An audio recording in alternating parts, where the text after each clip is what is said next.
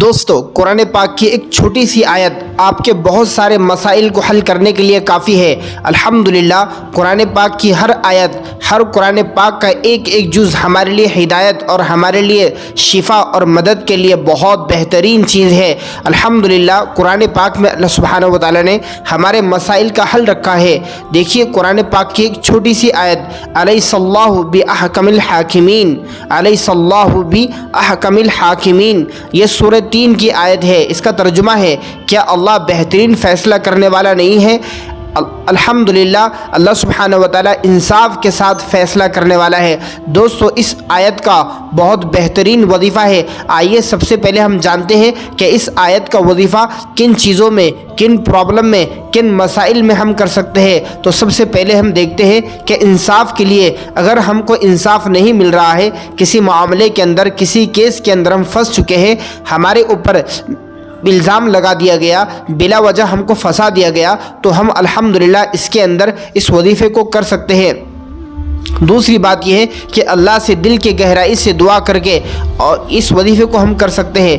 Number 2، مشکلات میں اللہ کی مدد کے لیے یہ وظیفہ ہم کر سکتے ہیں۔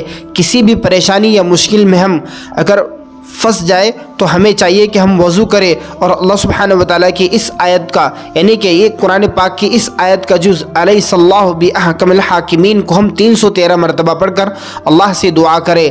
اس طریقے سے دشمنوں کے شر سے حفاظت کے لیے اگر آپ کے بہت زیادہ دشمن بڑھ گئے ہیں، حاسدین بڑھ گئے ہیں، جو آپ کو کسی نہ کسی طرف سے تکلیف پہنچانے میں پڑے ہوئے ہیں، تو آپ کو چاہیے کہ آپ عشاء کی نماز کے بعد صرف 7 مرتبہ اس آیت کو الیس اللہ باحکم الحاکمین اس آیت کو پڑھیں اور اللہ سے دعا کریں۔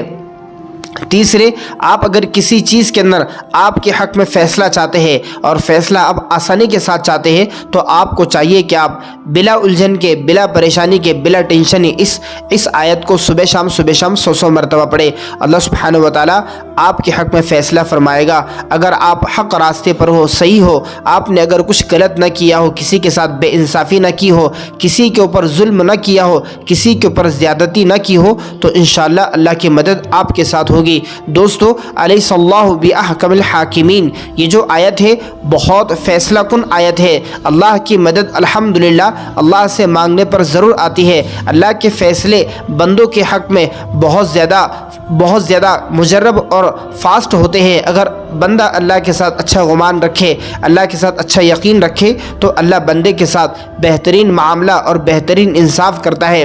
دوستو یہ آیت اس طریقے سے دل کے سکون کے لیے بہت زیادہ مجرب ہے، مشکلات کے حل کے لیے، عداوت اور دشمنی سے نجات کے لیے، اس طریقے سے ہماری جسمانی بیماریوں کے لیے بھی الحمدللہ اس آیت کے وظیفے کو کیا جا سکتا ہے۔ آئیے اس کا ایک مستقل وظیفہ کس طریقے سے کرتے ہیں میں آپ حضرات کو بتا دیتا ہوں۔ اس آیت کو ہمیشہ یقین اور خلوص کے ساتھ پڑھیں، دعا کے وقت مکمل توجہ اور عاجزی کے ساتھ اللہ سے رجوع ہو کر دعا کریں۔ یہ آیت بندے کو اللہ کی حکمت اور بہترین فیصلوں پر یقین دلانے کا ایک بہترین ذریعہ ہے۔ یہ ہر پریشانی میں بندے کے ساتھ اللہ کی مدد کو نازل کرنے کے لیے بہترین آیت ہے۔ آپ اگر اس آیت کا روزانہ اگر وظیفہ کرنا چاہتے ہیں تو آپ کو چاہیے کہ آپ روزانہ صبح شام 41 مرتبہ، 41 مرتبہ یا 21 مرتبہ اس آیت کو باوضو ہو کر اللہ کی طرف متوجہ ہو کر پڑھ سکتے ہیں، اس نیت سے کہ اللہ اس آیت کو پڑھنے سے آپ کے مسائل کو حل فرمائے، آپ کے جو حاجات ہیں اللہ اس کے اندر آپ کی مدد فرمائے۔ دوستو ویسے قرآن کریم ہم سب کے لیے ہدایت کا ذریعہ ہے۔ میں یہ چھوٹی سی آیت آپ کو چند مشکلات کے لیے بتا رہا ہوں، لیکن ہم سب کو چاہیے، ہر مسلمان مومن بندہ بندی کو چاہیے کہ روزانہ کلام اللہ کے کلام کو پڑھ لیا کرے۔ اس کے اندر ہمارے لیے ہدایت ہے، نور ہے، شفا ہے۔ اللہ نے قرآن ہمارے لیے نازل کیا کہ ہم قرآن کو پڑھیں اور پڑھ کر اس کو سمجھیں اور سمجھ کر اس کے اوپر مکمل عمل کریں۔ دوستو ہم قرآن کے اوپر عمل کرنے والے بن جائیں گے، اللہ کی مدد ہمارے ساتھ شامل حال ہوگی۔ اس لیے ہمیں چاہیے کہ ہم قرآن کو پڑھنے کا معمول بنائیں، روزانہ قرآن پاک کی تھوڑی تلاوت کر لیا کرے۔ اس سے ہمارے دل کو نور اور سکون ملے گا اور اللہ کی مدد ہمارے ساتھ شامل حال ہوگی۔ دوستو یہ وظیفہ بہترین وظیفہ ہے، آپ اس کو سنبھال کر رکھیں، اپنے دوست احباب رشتہ داروں میں ضرور شیئر کریں تاکہ کسی نہ کسی کو فائدہ ہو۔